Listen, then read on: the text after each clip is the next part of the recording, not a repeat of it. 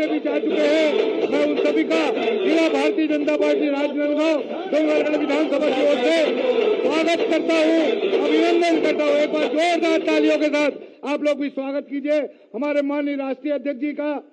हमारे माननीय राष्ट्रीय अध्यक्ष जी आ चुके हैं। एक बार दोनों हाथ उठाकर बोलिए, भारतीय जनता पार्टी जिंदाबाद, भाजपा जिंदाबाद, नरेंद्र मोदी जिंदाबाद, नड्डा जी जिंदाबाद, जगत प्रकाश नड्डा जी जिंदाबाद। अब नहीं सही बो, अरे एक बार जोर से बोलिए, अब नहीं सही बो, अब नहीं सही बो। मैं आज के इस कार्यक्रम में पधारे हमारे राष्ट्रीय नेतृत्व के प्रधान, कुशल नेतृत्व, जिनके नेतृत्व में हमने हिंदुस्तान में जीत का एक परचम लहराया है। जितने राज्यों, कई राज्यों में हमने भारतीय जनता पार्टी का परचम जिनके नेतृत्व में लहराया है, ऐसे हमारे यशस्वी राष्ट्रीय अध्यक्ष आदरणीय जगत प्रकाश जी नड्डा हमारे बीच आ चुके हैं। मैं पूरे जिला राजनांदगांव जिला भारतीय जनता पार्टी और डोंगरगढ़ विधानसभा के सारे कार्यकर्ताओं की ओर से उनका अभिनंदन करता हूं, स्वागत करता हूं। एक बार जोरदार तालियों की आवाज से उनका स्वागत कीजिए। मंच में हमारे साथ आदरणीय यहाँ के सांसद महोदय भाई संतोष पांडे जी भी उपस्थित हैं, उनका भी एक बार जोरदार तालियों के साथ स्वागत कीजिए। दुर्ग संभाग के प्रभारी और छत्तीसगढ़ के उपाध्यक्ष आदरणीय भूपेन्द्र सवन्नी जी भी हमारे बीच उपस्थित है, मैं उनका भी स्वागत करता हूं जिला भाजपा की ओर से। और आप लोग एक बार तालियां बजाते रहिए। यहाँ के चुनाव के संचालक भाई खूबचंद पारक जी भी उपस्थित है, उनका भी स्वागत कीजिए। और इस विधानसभा के आपके लाडले प्रत्याशी भाई विनोद खांडाकर जी और हमारे बाजू विधानसभा खैरागढ़ दोनों प्रत्याशी खड़े हो जाए, एक बार जोरदार तालियों के साथ स्वागत कीजिए और कहिए, अब नहीं सही बो, अरे अब नहीं सही बो। बता दीजिए, हमारे राष्ट्रीय अध्यक्ष बैठे हैं, उनको बता दीजिए कि अब छत्तीसगढ़ की जनता ये मन बना चुकी है कि अब नहीं सही बो। मैं आज के इस कार्यक्रम को आगे बढ़ाते हुए एक बार पुनः सभी जितने अतिथि हमारे बाहर से आए, बिहार से आए सभी अतिथियों का, बाबूरी जी का, राय साहब का और साथ में पधारे सभी अतिथियों का स्वागत करता हूं, अभिनंदन करता हूं। और स्वागत की इस कड़ी को आगे बढ़ाते हुए हमारे जिला के अध्यक्ष भाई रमेश पटेल जी, संचालक भाई खूबचंद पारक जी और दोनों प्रत्याशियों से निवेदन करता हूं कि वो साफा पहनाकर माननीय राष्ट्रीय अध्यक्ष जी का स्वागत करें, साफा पहनाकर राष्ट्रीय अध्यक्ष जी का स्वागत करें।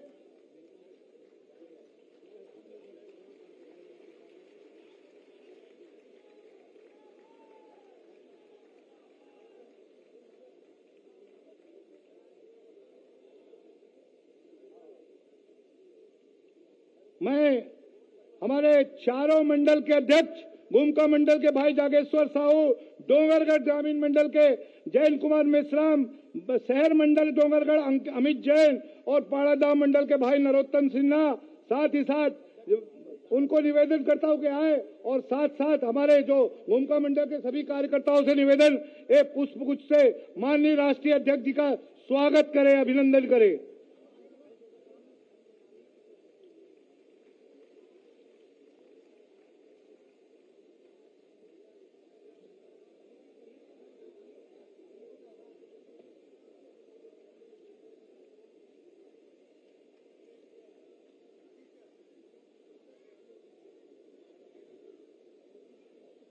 भाई जागेश्वर साहू जी, नोमेश वर्मा जी से निवेदन, जितने भी अतिथि मंच पे बैठे हैं उन सबका गुलाब की कली से स्वागत करें।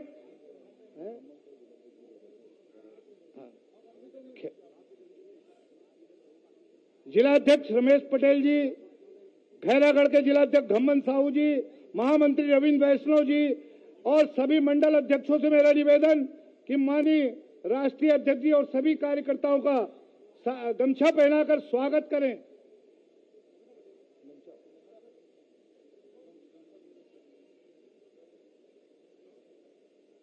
नवीन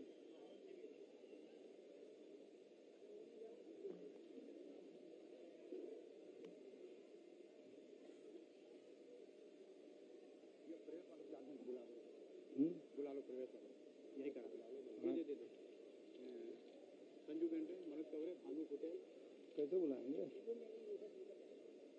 हमारे भारतीय जनता पार्टी के कार्यक्रम रीति नीतियों से और इस प्रदेश सरकार के तानाशाही रवैये से नाराज होकर हमारे कुछ कांग्रेस के मित्र भारतीय जनता पार्टी में प्रवेश करने वाले हैं। भाई संजू गेंद्रे, मनोज खरे, भानु खुटेल, मंजू चतुर्वेदी जनपद सदस्य है, लोकेश दिवांगन, मैं सभी को आमंत्रित करता हूं आए, यहां पर आए और भारतीय जनता पार्टी की सदस्यता माननीय राष्ट्रीय अध्यक्ष जी के हाथों वो ग्रहण करें। माननीय सांसद जी के हाथों उनको गमछा पहनाकर आज भारतीय जनता पार्टी में प्रवेश कराया जा रहा है। भारतीय जनता पार्टी परिवार में उनका स्वागत है। एक बार जोरदार तालियां बजाकर उनका स्वागत कीजिए।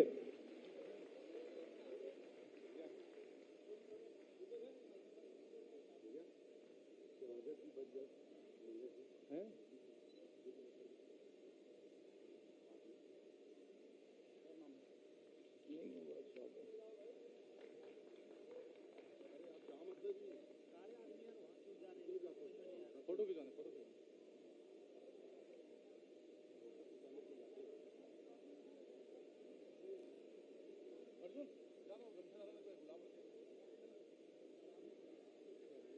भैया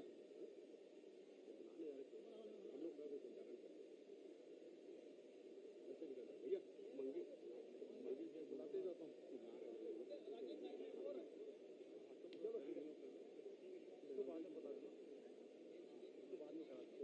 देखिए, माननीय राष्ट्रीय अध्यक्ष जी हमारे बीच हैं और ऐसे मौके पर हमारा कोई भी कार्यकर्ता इस अवसर को गंवाना नहीं चाहता। हर कार्यकर्ता चाहता है कि माननीय अध्यक्ष जी का स्वागत करे, अभिनंदन करे, चाहते हैं कि नहीं? लेकिन अपनी समय की मर्यादा है। अध्यक्ष जी लेट भी हो चुके हैं, उनको आगे लगातार दौरे में जाना है। तो एक बार दोनों हाथ उठाकर माननीय राष्ट्रीय अध्यक्ष महोदय का स्वागत करें तालियां बजाकर। बोलिए जगत प्रकाश नड्डा जी जिंदाबाद, जगत प्रकाश नड्डा जी जिंदाबाद, भारतीय जनता पार्टी जिंदाबाद। अब नहीं सही बो, अरे अब नहीं सही बो। मैं सभा को आगे बढ़ाते हुए आज के इस कार्यक्रम को संबोधित करने के लिए हमारे बाजू में खैरागढ़ विधानसभा के युवा तुर्क प्रत्याशी भाई विक्रांत सिंह को आमंत्रित करता हूं। आए वो अपना संक्षिप्त उद्बोधन दे। भाई विक्रांत सिंह जी।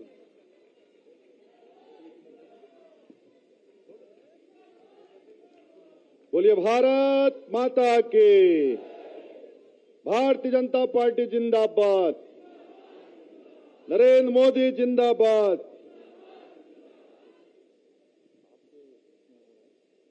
खैरागढ़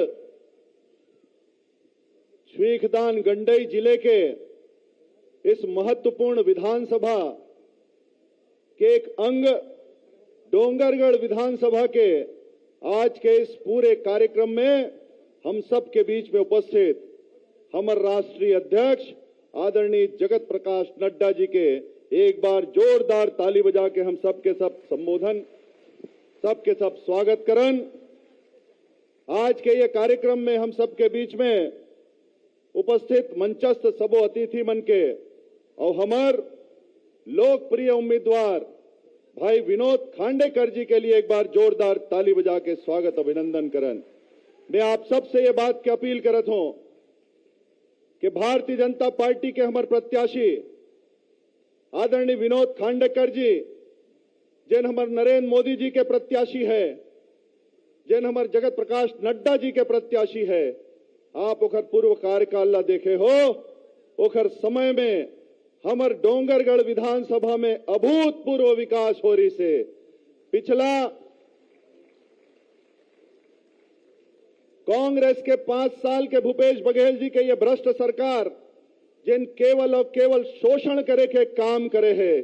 मैं तो ये सोचता हूं कि डोंगरगढ़ विधानसभा में ये समय कांग्रेस के प्रत्याशी मन काम मुंह लेके जाही। एक भी काम डोंगरगढ़ विधानसभा में ये 5 साल में भूपेश बघेल जी के शासन में नहीं हो है।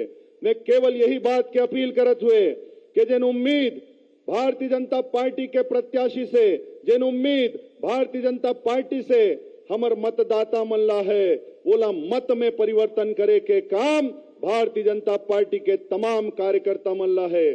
सेवा करे के अवसर भारतीय जनता पार्टी ला हमेशा मतदाता मन देता है। पिछला 5 साल अपन आप ला ठगे हुए डोंगरगढ़ के मतदाता ये भूपेश बघेल जी के राज में महसूस करत है।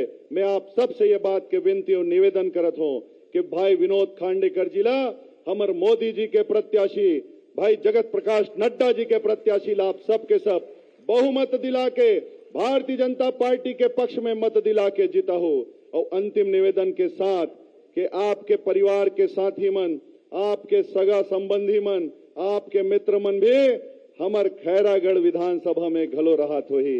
मैं आप सबसे ये बात के विनती और निवेदन करत हूं कि एक वोट अपन विधानसभा के लिए भैया विनोद खांडेकर जी के लिए मांगो और एक वोट खैरागढ़ विधानसभा में 3 नंबर के बटन में अपन छोटे भाई के रूप में विक्रांत सिंह के लिए एक बार आशीर्वाद मांगो। भैया जगत प्रकाश नड्डा जी को मैं सादर प्रणाम करता हूं कि आपके नेतृत्व में निश्चित रूप से इस बार छत्तीसगढ़ में भारतीय जनता पार्टी की सरकार बनेगी। आपका बहुत बहुत स्वागत और अभिनंदन के साथ धन्यवाद। जय हिंद, जय भारत, जय छत्तीसगढ़। धन्यवाद विक्रांत जी। और अब मैं बिना किसी भूमिका के हमारे डोंगरगढ़ विधानसभा के जहां की पावन धरती पर आज हमारे राष्ट्रीय अध्यक्ष जी पधारे हैं, ये ममलेश्वरी माई की पावन धरती है। ये राजनांदगांव जो अपनी सांस्कृतिक धरोहर के लिए जाना जाता है उसका पावन क्षेत्र है। मैं ऐसे क्षेत्र के लोकप्रिय प्रत्याशी हमारे विनोद खांडेकर जी को आमंत्रित करता हूं। एक बार जोरदार नारे के साथ जय जवान, अरे जय जवान। भाई विनोद खांडेकर।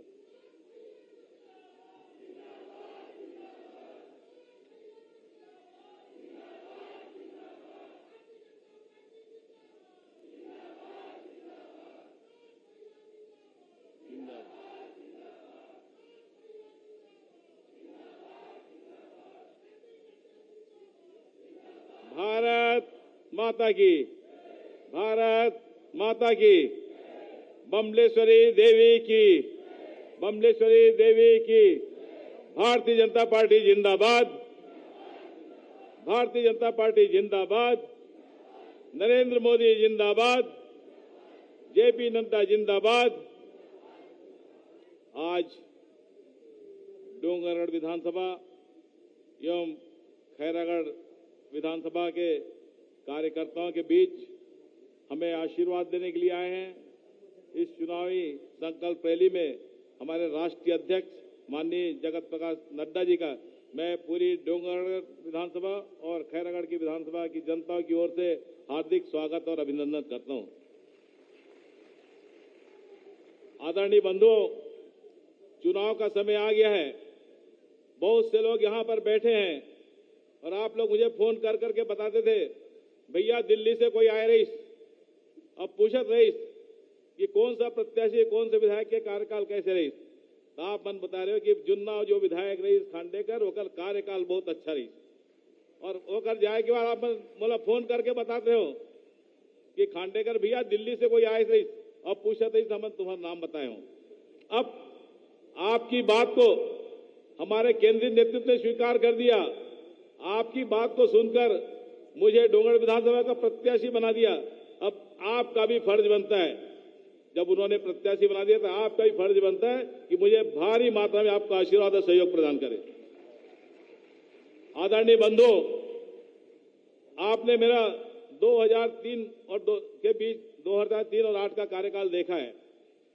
चारों तरफ विकास की गंगा माननीय डॉक्टर रमन सिंह जी के आशीर्वाद से हमने फैलाया है, और उसकी चर्चा आज भी गांव और गली में होती है। कुछ उदाहरण, ऐसे अद्भुत उदाहरण थे कि डोंगरगढ़ में पेयजल की कोई सुविधा नहीं थी। हमने 6 किलोमीटर दूर बनिया जो बांध थे डोंगरगढ़ के लोगों को पानी पिलाया और पूरे डोंगरगढ़ के लोग आज उसी पानी का उपयोग कर रहे हैं। ओवरब्रिज, रेलवे फाटक बंद होने के कारण हॉस्पिटल से राजनांदगांव जाते जाते कई मृत्युएं रेलवे फाटक बंद होने के कारण हो जाती थी। माननीय डॉक्टर रमन सिंह जी के आशीर्वाद से हमने ओवरब्रिज का भी निर्माण किया। मां भवानी मंदिर, जिसकी चर्चा पूरे विधानसभा और राजनांदगांव जिले में होती है, वहां जब मैं दर्शन करने गया था विधायक बनने के पहले, हमारे कार्यकर्ताओं ने कहा था कि खांडेकर भैया जे दिन से विधायक बनबे वही दिन यहाँ लाइट और पानी आएगा, वहां लाइट और पानी का उपयोग हो। और तो और मुझे केंद्रीय नेतृत्व के माध्यम से मुझे कुछ दिनों के लिए खैरागढ़ विधानसभा के पाणादा में काम करने के लिए भेजा था उपचुनाव में। उस उपचुनाव के संचालक माननीय खूबचंद पारक जी थे, आज भी हमारे खूबचंद पारक जी हमारे संचालक हैं। उन्होंने मुझे दिशा निर्देश दिया था कि आपको 10-15 दिन का अवसर मिला है काम करने का, इस क्षेत्र में आप कैसे काम करोगे, आगामी समय पाणादा डोंगरगढ़ विधानसभा में जुड़ने वाला है। पाणादा की जनता बताएगी। जिस समय जो काम बोला उन्होंने, उनके आशीर्वाद से, हमारी प्रदेश की सरकार के आशीर्वाद से, डॉक्टर रमन जी के आशीर्वाद से मैंने वो सब काम किया। और लोग तो मुझे अपने मुंह से बढ़ाई नहीं करना चाहिए। लोग एक तरफ डॉक्टर रमन जी को चाउर वाले बाबा कहते थे, तो पाणादा की जनता विनोद खांडेकर को नल वाले बाबा, बोरिंग वाले बाबा कह के पुकारते थे। उनका आशीर्वाद है। आदरणीय बंधुओं, इसी काम के कारण मुझे 15 साल बाद केंद्रीय नेतृत्व ने अवसर दिया, आपका आशीर्वाद मिला। मैं तो केवल आज से हाथ जोड़कर निवेदन करता हूं कि आप मुझे भारी मतों से विजयी बनाइए, डोंगरगढ़ का नेतृत्व करने का अवसर दीजिए और छत्तीसगढ़ में भारतीय जनता पार्टी की सरकार बनाने में योगदान दीजिए। एक बात यहां बताना अवश्य चाहता हूं कि स्वतंत्र भारत के इतिहास में जब से चुनाव हो रहे हैं, डोंगरगढ़ विधानसभा सीट एक ऐसी सीट है, वहां का जो विधायक बनता है उसी विधायक की उसी की सरकार बनती है। आपका आशीर्वाद मुझे मिलता रहे। क्षेत्र के विकास में जैसा उम्मीद आपने मुझसे किया है, निश्चित ही उससे अच्छा काम मैं करूंगा। आपका आशीर्वाद मुझे मिले। फिर से मैं आपसे निवेदन करना चाहता हूं कि मुझे अपना आशीर्वाद प्रदान कीजिए और छत्तीसगढ़ में विधानसभा डोंगरगढ़ का प्रतिनिधित्व करने का अवसर दीजिए। आपको बहुत बहुत धन्यवाद। विनोद खांडेकर जी जीतेंगे कि नहीं जीतेंगे? आदरणीय अध्यक्ष जी को बताना है, जीतेंगे कि नहीं? जीतेगा भाई, जीतेगा। अरे जीतेगा भाई, जीतेगा। मैं हमारे इस डोंगरगढ़ विधानसभा के संयोजक भाई हरविंदर सिंह मंगे और डोंगरगढ़ विधानसभा के प्रभारी भाई अजय तिवारी जी, यहाँ के हमारे डोंगरगढ़ के प्रमुख कार्यकर्ता और वरिष्ठ उपाध्यक्ष भाई बन्नोवाला जी से निवेदन करता हूँ, आदरणीय राष्ट्रीय अध्यक्ष जी का स्वागत करें। बन्नोवाला जी। और अब मैं आज के इस सभा को संबोधित करने के लिए हमारे राजनांदगांव लोकसभा के ऊर्जावान यशस्वी सांसद भाई संतोष पांडे जी को आमंत्रित करता हूं। आए भाई संतोष पांडे जी। एक बार जोरदार जय घोष करेंगे। तख्त बदल दो, ताज बदल दो, तख्त बदल दो, ताज बदल दो। जेपी नड्डा जिंदाबाद। भारत माता की, भारत माता की। मंच पर विराजमान हिंदुस्तान के भारतीय जनता पार्टी के राष्ट्रीय अध्यक्ष, जन जन के नेता, अनेक दायित्वों को निर्वहन करने वाले, चाहे वन का हो, पर्यावरण का हो, स्वास्थ्य के क्षेत्र में, ऐसे डिजास्टर मैनेजमेंट के और जानकार, जब संगठन में आपने काम शुरुआत किया और लगातार इस राष्ट्र को मार्गदर्शन आपके द्वारा मिला, और हम सब जानते हैं कि जिसे सेवा ही संगठन है और संगठन में सेवा का भाव पैदा करने के लिए इस कोविड-19 के काल में, इस महामारी बीमारी कोरोना के काल में भी पूरे हिंदुस्तान में सब प्रकार की व्यवस्था खड़ी करने वाले और भारतीय जनता पार्टी पूरे संगठन को सेवा के माध्यम से पूरे देश में काम कराने वाले ऐसे जगत प्रकाश जी नड्डा का हम इस डोंगरगढ़ विधानसभा में हृदय से अभिनंदन करते हैं, हृदय से स्वागत करते हैं। भाइयों बहनों, माननीय नड्डा जी का मार्गदर्शन पूरे हिंदुस्तान को मिलता है और हम सबका परम सौभाग्य है कि आज इस ठेलकाडीह में, इस क्षेत्र में हम सबके मध्य विराजमान है। मैं केवल इतना ही कहना चाहूंगा स्वागत के साथ कि इस भूपेश बघेल की सरकार ने, कांग्रेस की सरकार ने, डोंगरगढ़ के विधायक ने जो भ्रष्टाचार किया है, विधायक का चेहरा बदल देने से वो दाग साफ नहीं होंगे। जो भ्रष्टाचार कांग्रेस ने किया है, आज ये नया चेहरा ला करके उसमें लिपापोती करना चाहते हैं। ये क्षेत्र की जनता आने वाले 7 तारीख को कमल छाप में वोट देकर और उसका बदला चुकाएगी। आज हम ये आश्वस्त करना चाहते हैं।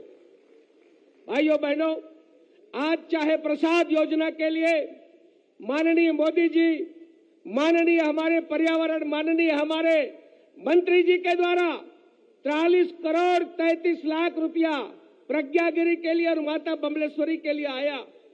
हम सब जानते हैं कि जिसे शैकी कहते हैं, सोलर एनर्जी कारपोरेशन 962 करोड़ रुपया डोंगरगांव और डोंगरगढ़ के सरहद में सोलर पार्क लग रहा है। हम उसकी बिजली रेलवे को देने वाले हैं। माननीय मोदी जी ने डोंगरगढ़ और डोंगरगांव को यह सौगात दिया। हम माननीय नड्डा जी को आज आभार प्रदर्शन करना चाहते हैं। भाइयों बहनों, ये पूरा क्षेत्र जो है, ऐसा लगता था कि ये बालाघाट लांजी ये हमारा पुराना मार्ग ही रहेगा जो शुरू से चला आ रहा है। माननीय गडकरी जी से निवेदन करने पर माननीय हमारे भारतीय जनता पार्टी के नेताओं ने हम सबको जो सौगात दिया है, 450 करोड़ की लागत से लांजी रजेगांव से लेकर के गाटा पार होते हुए और खैरागढ़ को क्रॉस करके कुम्हारी और रायपुर के लिए नेशनल हाईवे जैसा सड़क बनेगा। ये सौगात भारतीय जनता पार्टी ने हम सबको दिया है। भाइयों बहनों, काम करने की तमन्ना है, किंतु प्रदेश सरकार केवल भ्रष्टाचार कर रही है, चाहे गोबर में हो, कोयले में हो, रेत में हो, लकड़ी में हो। मैं विस्तार नहीं करूंगा, मैं केवल इतना ही कहना चाहूंगा, घुमका मंडल है, मेरे मंडल के सभी यहाँ नरोत्तम, जागेश्वर, यहाँ जैन मेश्राम, आशीष जी उपस्थित हैं, सारे लोग उपस्थित हैं। मेरे जिले के कार्यकर्ता माननीय खूबचंद पारक जी से लेकर के हमारे विनोद खांडेकर, विक्रांत सिंह जी उपस्थित हैं। घुमका मंडल में, घुमका सोसाइटी में करण साहू की मौत कैसे हुई? करण साहू की मौत सोसाइटी में केवल पैसा नहीं दे पाने के कारण। धान तुम्हारी तभी खरीदी जाएगी जब तुम भ्रष्टाचार से पैसा दोगे। पैसा नहीं दिया गया, वही उनकी मृत्यु हो गई, हार्ट फेल हो गया। ये घुमका और डोंगरगढ़ उसको भूलने वाला नहीं है। मैं ये निवेदन करना चाहता हूं, मैं आप सबसे आज प्रार्थना करना चाहता हूं, ये फिजा बदले, ये दृश्य बदले। यहाँ विनोद खांडेकर को आप जिता करके भेजे और इनका जो अन्याय है ये समाप्त होगा।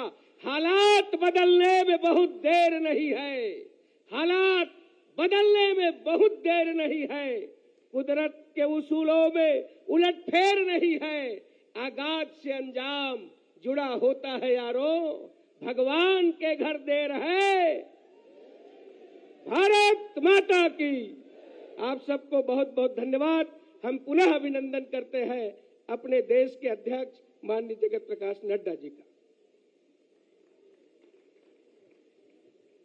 आदरणीय सांसद महोदय जी के इस सारगर्भित उद्बोधन के पश्चात भारतीय जनता पार्टी की रीतियों से, नीतियों से प्रभावित होकर बहुत सारे लोग भारतीय जनता पार्टी में प्रवेश करना चाहते हैं। सबको यहां बुला पाना संभव नहीं है। मैं उन सब का नाम, जिन्होंने आज प्रवेश की, माननीय राष्ट्रीय अध्यक्ष जी के सामने प्रवेश करने की इच्छा रखी है, मैं उनका नाम पढ़ रहा हूं। कृपया अगर वो लोग यहाँ अगर सामने बैठे हो तो अपनी जगह से खड़े होकर अपनी उपस्थिति का एहसास करा देवे। जोगी दिल्ली से भाई उमेश वर्मा, ये नोमेश वर्मा है हमारे सरपंच संघ के अध्यक्ष, उनके नेतृत्व में सारे कार्यकर्ता प्रवेश ले रहे हैं। उमेश वर्मा जी, गुलाब चंदेल जी, देवशरण साहू जी, मधुराम साहू जी, अगर खड़े हो जाए जो लोग अपने पास यहाँ हैं, चौलेश पटेल जी, सुमेश साहू, रेशम साहू, कुसुम साहू, भूपेंद्र वर्मा, गुहाराम साहू, उमेश साहू, ताम्रत साहू, संजय साहू, खेमराज साहू, सेवक यादव, मदन साहू, जनक वर्मा, दुमन मानिकपुरी, पंकज साहू, नवीन साहू, विजय चंदेल, योगेंद्र चंदेल, सुरेश साहू, मंथिर साहू, खेमलाल साहू, धनुक साहू, नरेश चंदेल, अनिल महिपाल, लोकेश वर्मा, कौशल वर्मा, हरीश वर्मा, संजय वर्मा, राजेंद्र वर्मा, अभय वर्मा और कल्याण साहू, ये सारे लोग भारतीय जनता पार्टी में प्रवेश कर रहे हैं। मैं उनको भारतीय जनता पार्टी परिवार की ओर से बहुत बहुत बधाई देता हूं। और वो स्पर्श ही क्या जिसमें अपनों का आभास न हो, वो स्पर्श ही क्या जिसमें अपनों का आभास न हो, वो वादे क्या जिन वादों पर किसी को विश्वास न हो, वो स्वर ही क्या जिसे सुनने की प्यास न हो, वो कंठ ही क्या जिनके कंठ में जन जन की आवाज न हो। ऐसे जिनके कंठ कंठ में भारत की जनता की आवाज बसती है, ऐसे हमारे राष्ट्रीय अध्यक्ष जी माननीय सांसद जी को मैं माइक दे रहा हूं, उनको आमंत्रित करेंगे। भाइयों बहनों, आप सब जानते हैं कि हमारे छत्तीसगढ़ में डॉक्टर रमन सिंह जी ने हमारे तीज, त्योहार, संस्कृति और परंपरा को विकसित किया, उसको प्रोत्साहित किया। हमारा बस्तर का दशहरा, राजिम का कुंभ का मेला और भगवान राम की ये धरती, माता कौशल्या की धरती, किंतु भूपेश बघेल ने क्या किया हम सब जानते हैं। राम नाम का लबादा ओढ़ करके ये जैसे कि कालनेमी था, जैसे रावण था, रावण भी माता सीता को हरण करने गया तो भगवा पहन करके जटाजूट बढ़ा करके राम नाम लेते हुए, आज ठीक उसी प्रकार से भूपेश बघेल ये राम के नाम में वोट मांगना चाहती है। भाइयों बहनों, हम सब जानते हैं कि यही सरकार है जिन्होंने कार सेवकों की हत्या करवाई। भारतीय जनता पार्टी ने अपने 4 राज्यों को बर्खास्त कर दिया कांग्रेस की सरकार ने। आज ये कहते हैं राम वनगमन की बात करते हैं। भाइयों बहनों, मालूम है आपको एक हत्या हुई है अभी 15 दिन पहले, जिसमें माननीय मनसुख मांडविया जी स्वास्थ्य मंत्री गए थे, माननीय डॉक्टर रमन सिंह जी सरखेड़ा मानपुर मोहल्ला में इसी राजनांदगांव लोकसभा क्षेत्र में गए थे। उस बिरजू तारम की हत्या क्यों हुई? माता दुर्गा को मंदिर से ले जा करके जलाने वाले वो कौन है?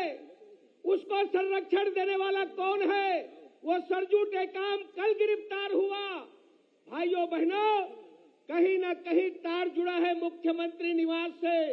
सरजू टेकाम ने मुख्यमंत्री का नाम लिया है अपने भाषण में। आज उनके पूज्य पिताजी कहीं भड़काने जाते हैं तो मानपुर मोहल्ला, औंधी, सरखेड़ा, मैं आपसे निवेदन करना चाहता हूं, हम सब छत्तीसगढ़ के लोग जानते हैं, चाहे वो उनके पिता हो, चाहे उनका पुत्र बघेल हो, जैसे जैसे घर द्वार, जाना था ना, जैसे जैसे घर द्वार तैसे तैसे फैरका, और जैसे जैसे दाई दादा वैसे वैसे ये लड़का ले समय सचेत करना है, छत्तीसगढ़ से आउट करना है। आज हम सब के मध्य में ऐसे हमारे मार्गदर्शक यहाँ उपस्थित हैं।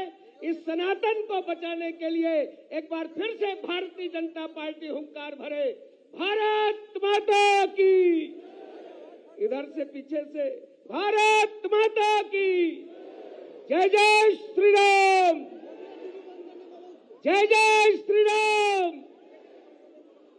माननीय जगत प्रकाश नड्डा जी को मैं आमंत्रित करता हूं कि इस माता बमलेश्वरी की और इस प्रसाद, इस मंडल, इस धरती सांगन में हम सबको संबोधित करें। माननीय जगत प्रकाश नड्डा जी एक बार पुनः गर्जना करेंगे, भारत माता की, भारत माता की, जगत प्रकाश नड्डा जिंदाबाद।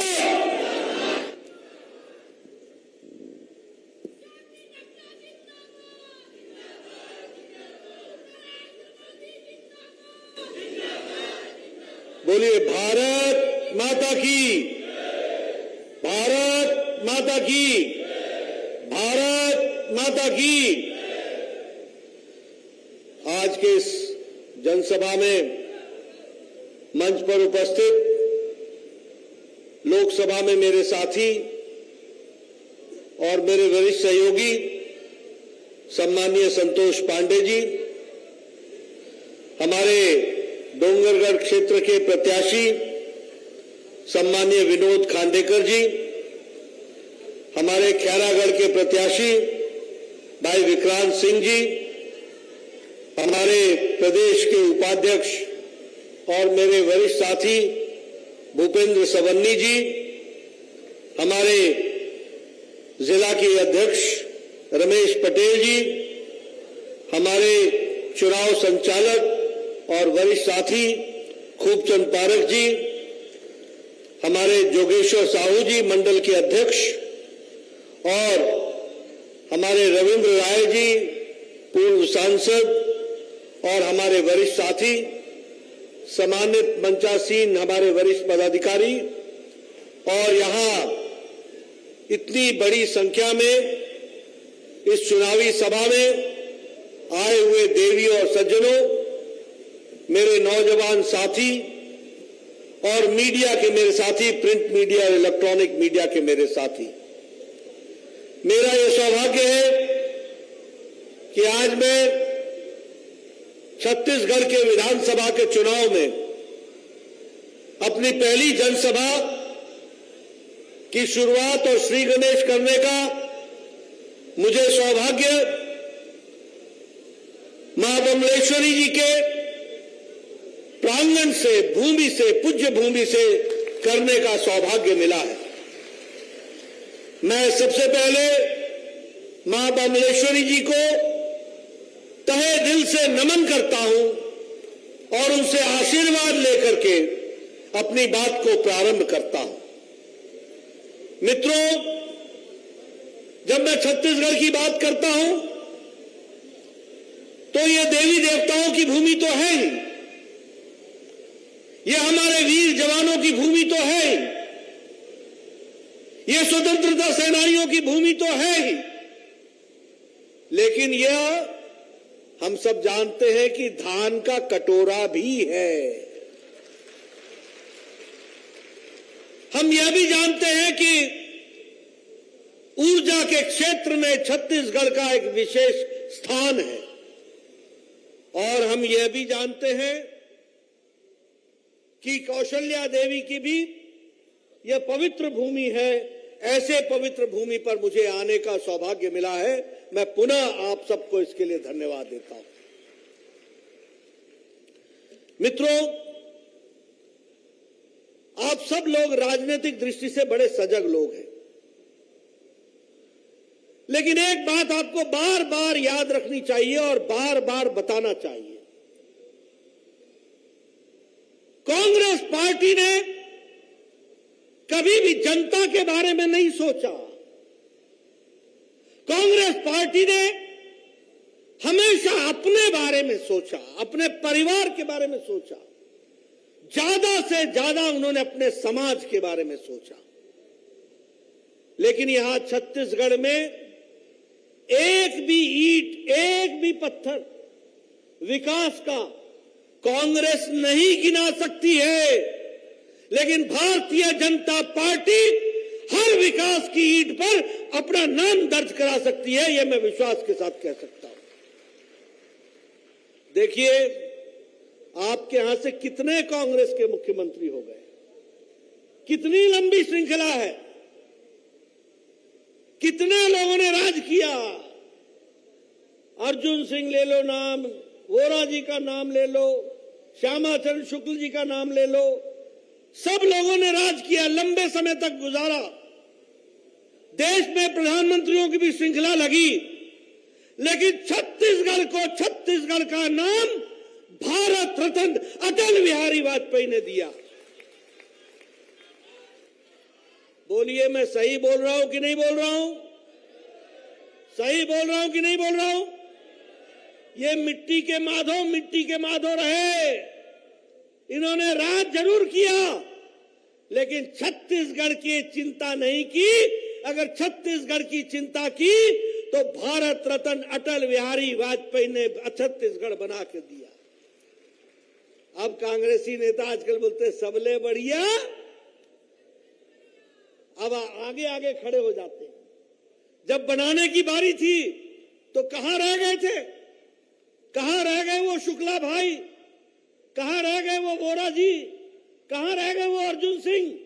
कहां रह गए वो नेताओं की श्रृंखला? कभी दिल्ली में आवाज नहीं उठा सके।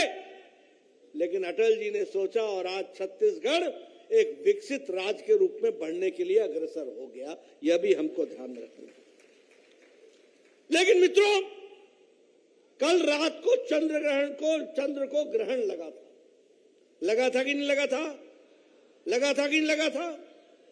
छत्तीसगढ़ को भी 5 साल से ग्रहण लगा हुआ है। 5 साल से ग्रहण। अब मौका आ गई, ये ग्रहण हटे के हटाइबा कि ना? हटिया कि ना? भ्रष्टाचार, आकंठ भ्रष्टाचार में डूबी हुई सरकार है। बोलिए, मैं जानना चाहता हूं, क्या भूपेश बघेल की सरकार भ्रष्टाचारी सरकार है कि नहीं? है कि नहीं? ऐसी सरकार को रहने का अधिकार है। तो इसलिए अब आपको चिंता करना पड़ेगा कि विनोद खांडेकर जी को और हमारा विक्रांत भैया को भेजने का है, इसकी चिंता करनी पड़ेगी। आप बताइए, 2018 में जो कांग्रेस ने कहा था वो करके दिया क्या? करके दिया क्या? ये छलिया सरकार है कि नहीं है? ये छलने वाली सरकार है कि नहीं है? दूसरी ओर आप देखिए, मैं आपको बार बार बोलता हूं, कांग्रेस की सरकार आती है तो वह सरकार अपनी सेवा करती है। बीजेपी की सरकार आती है तो वह लोगों की सेवा करती है। यह अंतर समझ लो। अब तय करो कि अपनी सेवा करानी है या लोगों की सेवा करनी है। अगर लोगों की सेवा करनी है तो कमल खिलाना है, और भूपेश बघेल की भ्रष्टाचारी सरकार जो अपनी चिंता करती है तो फिर आपको कांग्रेस की तरफ देखना होगा। बताइए, आप लोगों की सेवा के लिए तैयार है ना? मित्रों, मैं अगर आपसे बात करूं, एक तरफ मोदी जी की केंद्र की सरकार, अभी अभी हमारे खांडेकर जी आपको गिना रहे थे, हमने ये किया, हमने ये किया, हमने ये किया। अभी अभी आपको संतोष जी गिना रहे थे कि प्रसाद योजना में मंदिर को 43 करोड़ रुपए दिया। ये रिपोर्ट कार्ड की सरकार है। जो कहते हैं वो करते हैं, जो नहीं भी कहते हैं वो भी करके देते हैं। ये भारतीय जनता पार्टी की सरकार है। और इसीलिए मोदी जी के नेतृत्व में हम पाई पाई का हिसाब देते हैं और जनता की सेवा के लिए अपने आप को जोड़ते हैं।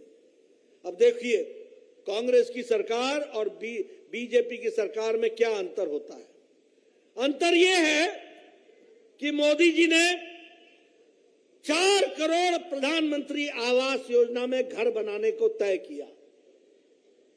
3.5 करोड़ घर बना दिए।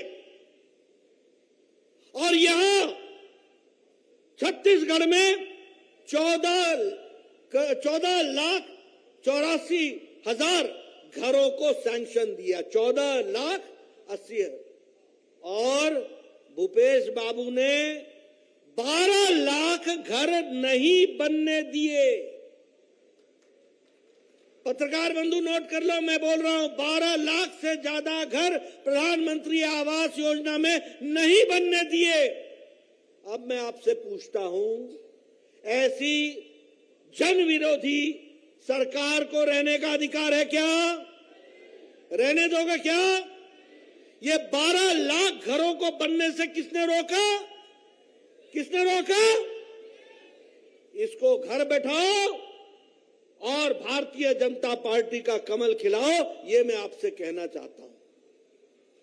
आपको जानकर खुशी होगी कि 34,94,000 यानी 35 लाख बहनों को उज्ज्वला योजना में उसके लिए गैस का कनेक्शन दिया गया। क्या दिया गया?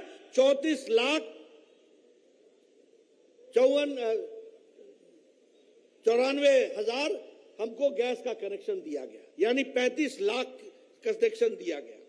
उसी तरीके से जल जीवन मिशन में 23 लाख बहनों को हर घर जल में टैप वाटर दिया गया, इसकी भी हमने व्यवस्था की है। और उसी तरीके से स्वच्छ भारत में 34,55,000 शौचालय बना करके महिलाओं को दिया। कितना? 34,55,000। अब आप सोचिए कि छत्तीसगढ़ में यानी 35 लाख बहनें अपने दैनिक नित्य कर्म के लिए खेतों में जाया करती थी। उनको अगर इज्जत से जीने का अधिकार दिया तो नरेंद्र मोदी की सरकार ने दिया, यह भी हमको ध्यान में रखना चाहिए। विकास की दृष्टि से 60% से ज्यादा हमारी इकोनॉमी में विकास हुआ, जीडीपी में विकास हुआ। आज हम 5वें नंबर की इकोनॉमी है, 5th नंबर की इकोनॉमी हो गए, 5वें नंबर की।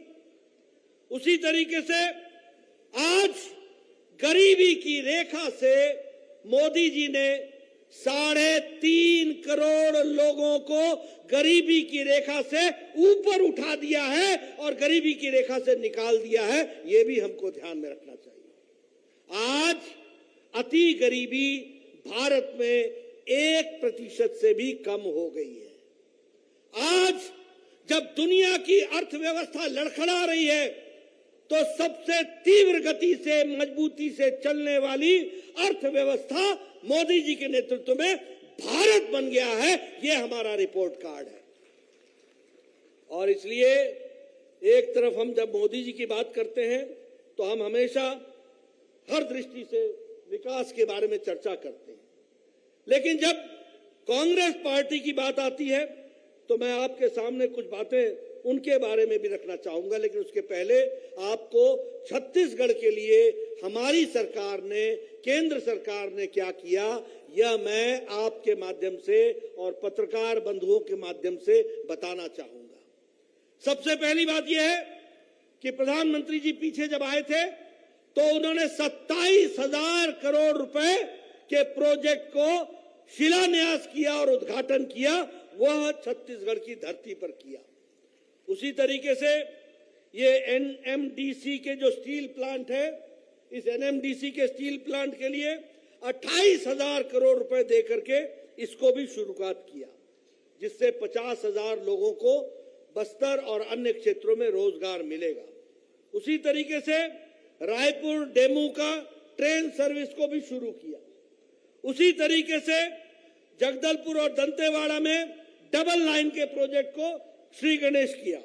उसी तरीके से हमने फाउंडेशन स्टोन 5 नेशनल हाईवे को रखा और इकोनॉमिक कॉरिडोर बना करके छत्तीसगढ़ का विकास किया है। मैं आपके सामने बताना चाहता हूं, रायपुर से लेकर धनबाद इकोनॉमिक कॉरिडोर ये छत्तीसगढ़ की तस्वीर को बदल डालेगा और विकास की एक नई कहानी लिखेगा। उसी तरीके से रायपुर से विशाखापट्टनम का इकोनॉमिक कॉरिडोर आप देखते हैं कि नहीं देखते हैं? 4 लेन 6 लेन दिखता है कि नहीं दिखता है? दिखता है कि नहीं दिखता है? सड़कें दिखती है कि नहीं दिखती हैं? आपको जानकर खुशी होगी 3,500 किलोमीटर प्रधानमंत्री ग्रामीण सड़क योजना में छत्तीसगढ़ में हम लोगों ने ग्रामीण सड़कें बनाई हैं और 3,300 हमने नेशनल हाईवे बनाया है छत्तीसगढ़ में। ये हमने काम करके दिया है। इसलिए जब हम अपना रिपोर्ट कार्ड रखते हैं तो हमेशा पूरी ताकत के साथ जो सच्चाई में काम किया है उसको आपके सामने रखते हैं। जब मैं विनोद की बात करता हूं, विनोद खांडेकर जी की, बताइए ये सभ्य आदमी है कि नहीं है? बताइए, ये लोगों की सेवा करते हैं कि नहीं करते हैं? बताइए, इन्होंने आपकी सेवा की है कि नहीं की है? बताइए, ये भ्रष्टाचार के खिलाफ लड़ते हैं कि नहीं लड़ते हैं? और कांग्रेस का तो कैंडिडेट आने से पहले ही चला गया भ्रष्टाचार के कारण। अब बताइए, नौजवान विक्रांत काम करेगा कि नहीं करेगा? करेगा कि नहीं करेगा? ऐसे व्यक्ति को आशीर्वाद देना है कि नहीं है? ये हमारे कैंडिडेट दोनों सेवा के भाव से काम कर रहे हैं, ये भी हमको ध्यान में रखना है। मैं एक निवेदन आपसे करना चाहता हूं कि आप याद करो, बहनें खास करके याद करें, ये भूपेश बघेल ने आपको महतारी सम्मान योजना में 500 रुपए पूरा महीना देने का तय किया था कि नहीं किया था? किया था कि नहीं किया था? मिल गया? मिल गया? ये छलिया सरकार है, छलने वाली सरकार है। मैं जानना चाहता हूं, ये भूपेश बघेल ने कहा था कि हम शराब को बंद करेंगे, कहा था कि नहीं कहा था? गंगा जल उठा करके कसम खाई थी कि नहीं खाई थी? आजकल शराब ऑनलाइन मिल रही है कि नहीं? घर घर डिलीवरी हो रही है कि नहीं? घर घर डिलीवरी हो रही है कि नहीं? ऐसी सरकार को रहने देना है क्या? मैं माताएं बहनें से सुनना चाहता हूं, ऐसी सरकार को रहने देना है क्या? ये इस तरीके से काम करते हैं। आप बताइए, इन्होंने सर्व विधवा पेंशन में 1000 रुपए देने का तय किया था कि नहीं? मिल गया हमारी विधवा बहनों को? मिल गया? ये छलिया सरकार बोलती कुछ है और 5 साल में जो काम करती है वो भी। आपको 4 गैस का सिलेंडर मिल गया मुफ्त में? 4 गैस का सिलेंडर मिला? ये इस तरीके की बातें करती है। उसी तरीके से कहा था कि हम केजी से लेकर के पीजी तक मुफ्त शिक्षा देंगे, और आज की अखबार उठा के देखो, फिर से वही चिपका दिया है, केजी से पीजी तक हम मुफ्त शिक्षा देंगे। 5 साल पूरे हो गए, इन्होंने लोगों को गुमराह किया और उसके बाद फिर से आकर के आपके सामने खड़े हो गए। यह भी हमको ध्यान में रखना चाहिए।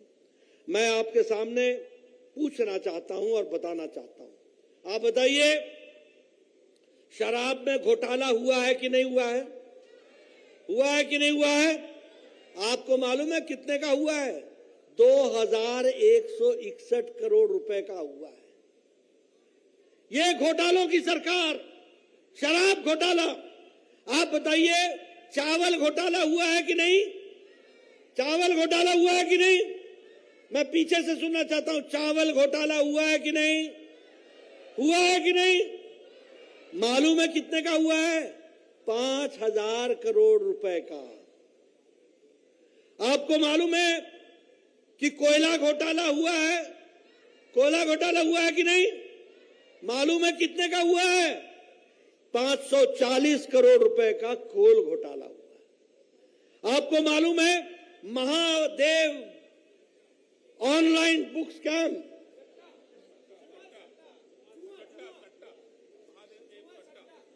उमा सट्टा,